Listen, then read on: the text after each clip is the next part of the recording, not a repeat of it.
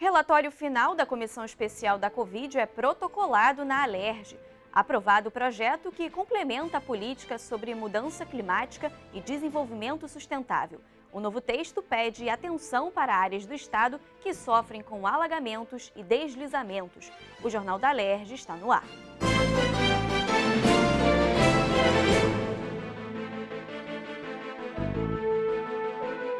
Boa noite. Foi protocolado na Alerj nesta terça-feira o relatório final da Comissão Especial que investigou irregularidades nos contratos relacionados à Covid-19 no estado.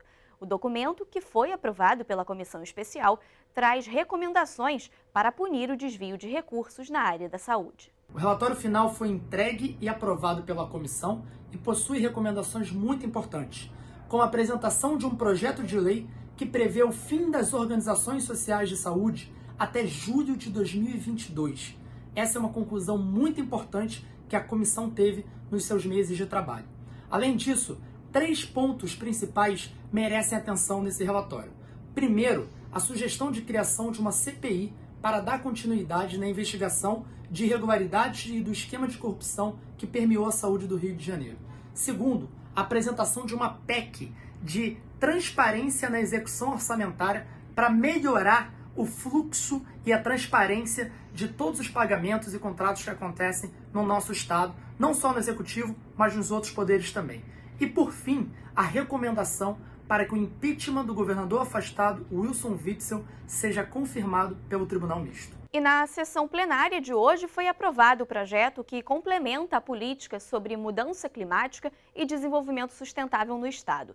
O texto prevê redução da emissão de carbono na área de transportes e investimentos em zonas propensas a alagamentos e deslizamentos.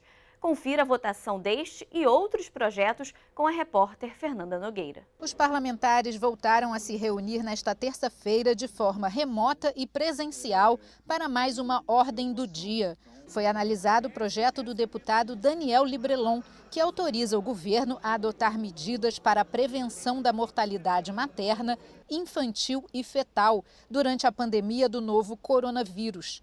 A proposta prevê o cadastramento de gestantes e atendimento domiciliar para acompanhamento pré-natal, além de garantias às mulheres de atenção ao parto e redução do número de cesarianas desnecessárias. O texto aprovado depende da sanção do governador para se tornar lei. Se tratando de gestante, o nosso mandato teve essa preocupação de elaborar e trazer para a pauta dessa casa esse projeto de lei para não só reduzir, mas como também para prevenir a mortalidade de maternos, infantil e também fetal, que tem assolado não só o estado do Rio de Janeiro, mas todo o país. E nessa época de pandemia, toda a atenção e toda a prevenção ela é válida. Proposta do deputado Carlos Mink atualiza a lei de 2010, que criou a política estadual sobre mudança global do clima e desenvolvimento sustentável. O novo texto aponta para a necessidade de atenção para as áreas do estado vulneráveis às mudanças climáticas, como zonas propensas a alagamentos e deslizamentos. Busca ainda a implantação de uma economia de baixo carbono e de transição para uma matriz energética limpa. Segundo o texto, a política estadual deve seguir os parâmetros determinados pelo Acordo de Paris de 2015 e a Agenda 2030 das Nações Unidas, com o estabelecimento de metas. O projeto também traz recomendações para a redução da emissão de carbono nas áreas de transportes, construção civil, agricultura e pecuária, entre outras. A matéria aprovada segue agora para análise do governo. O Rio de Janeiro tem uma lei de 2010, eu sou autor, sobre o mesmo tema, só que nesses 10 anos o Brasil assinou novas convenções internacionais, inclusive o Acordo de Paris. E os trabalhos científicos, tanto no Brasil quanto no exterior, mostraram de forma mais ampla e fundamentada quais são as fontes de emissão de carbono, quais são as tecnologias mais adequadas para reduzi-las e também a importância de mitigar os efeitos danosos dessas mudanças. As concessionárias de fornecimento de água do estado podem ser obrigadas a informar nas faturas mensais a sequência numérica verificada no hidrômetro do consumidor na última leitura realizada pela empresa. A proposta do deputado Tiago Pampolha foi aprovada em segunda discussão e depende da sanção do governador para se tornar lei. Então, no momento em que você recebe a sua fatura e tem discriminado lá a sequência numérica da última numeração constante do hidrômetro, isso dá uma transparência e uma segurança para que você tenha, de uma forma perfeita, um acompanhamento do que você está pagando e do que você está efetivamente consumindo. O ex-deputado Átila Nunes quer estender a vacinação contra o HPV para pessoas do sexo masculino. O Programa Estadual de Vacinação contra o HPV já garante a vacinação de todas as pessoas que ainda não tenham vida sexual ativa. O novo texto diz que a vacinação deve atender preferencialmente as meninas e buscar recursos para vacinar também os meninos. A proposta recebeu 2 emendas e vai ser analisada pelas comissões. O Estado pode ganhar o programa Casas de Passagem. Essas casas vão ser instaladas em municípios que tenham hospitais de referência e vão acolher pacientes que morem em outras cidades e precisem se deslocar para tratamentos ou exames. A proposta prevê ainda a hospedagem de um acompanhante por paciente, se houver recomendação médica. O projeto do deputado Rodrigo Bacelar recebeu 10 emendas e retornou às comissões.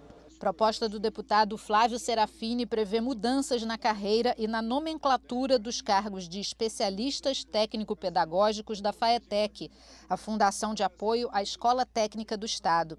Esses profissionais vão passar a ser tratados também como professores, sendo divididos em 3 categorias: professor inspetor escolar, professor orientador educacional e professor supervisor educacional.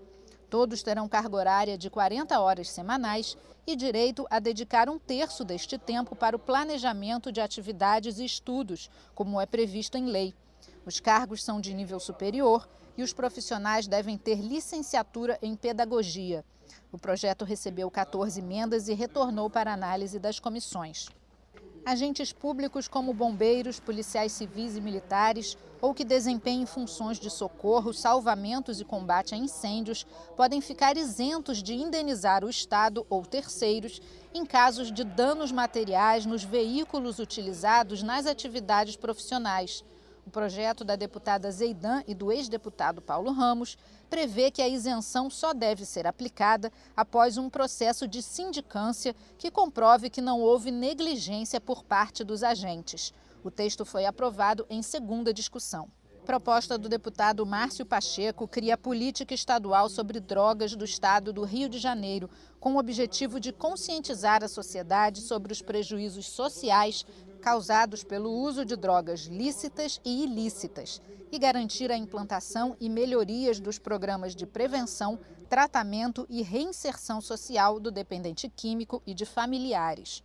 O projeto prevê ações articuladas entre o poder público e a sociedade civil, a inserção de conteúdos relacionados ao tema na educação básica e superior e o desenvolvimento de um banco de dados com informações que auxiliem no planejamento e avaliação das práticas adotadas, entre outras propostas.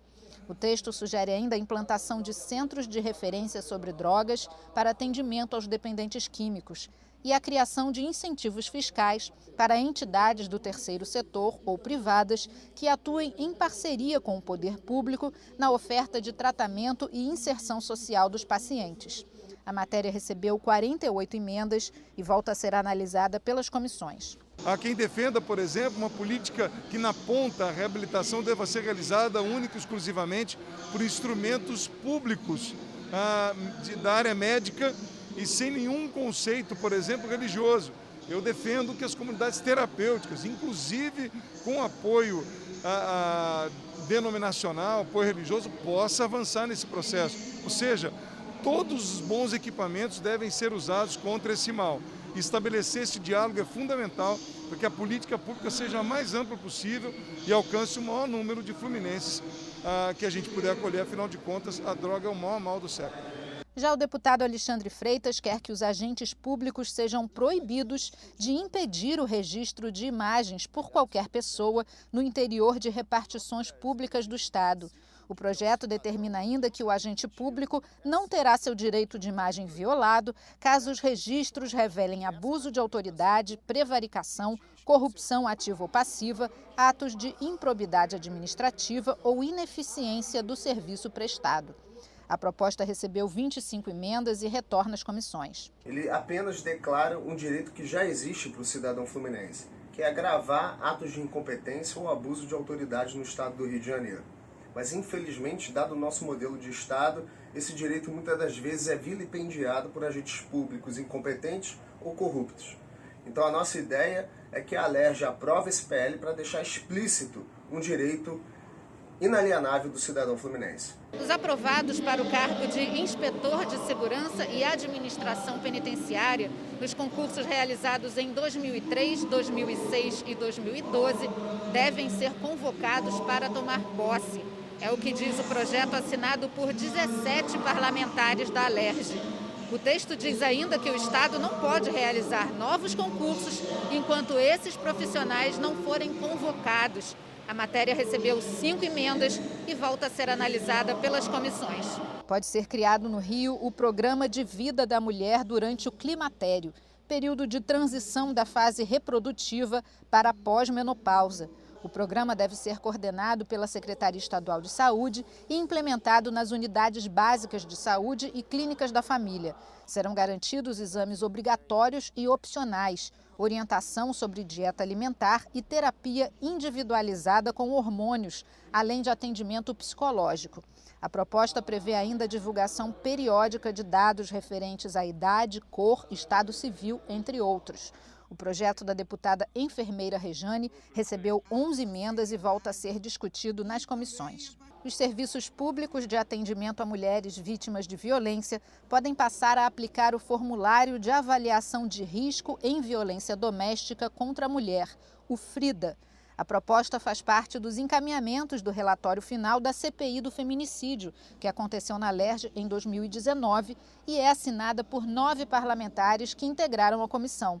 O objetivo do relatório é auxiliar os profissionais que atendem as vítimas a identificar e classificar os riscos de repetição e agravamento da violência, permitindo agir de forma preventiva. A matéria recebeu 7 emendas e retorna às comissões. Esse PL foi pensado no âmbito da CPI do feminicídio, ouvindo mulheres que, ao chegarem aos lugares públicos, aos equipamentos públicos, tinham muita dificuldade, inclusive, de verbalizar que haviam sofrido determinadas violências. Então, com esse relatório FRIDA, isso vai ser fundamental para garantizar o cuidado, garantizar a produção e manutenção de dados e ampliar o atendimento, a rede de acolhimento e salvar a vida das mulheres. E o deputado Marcelo Cabeleireiro, do Democracia Cristã, foi eleito presidente da Comissão de Pessoa com Deficiência. Eu vou estar trabalhando conjuntamente com todos os deputados membros dessa comissão. Quero agradecer a confiança, dos deputados, e a gente entende que a população precisa que a gente defenda os direitos, porque não basta só criar leis, nós temos que fazer é que as leis sejam cumpridas. E esse vai ser o nosso maior desafio. O Jornal da Alerj fica por aqui. Você pode acompanhar a programação também em nosso site e pelas nossas redes sociais. TV Alerj, o canal do povo. Uma boa noite para você.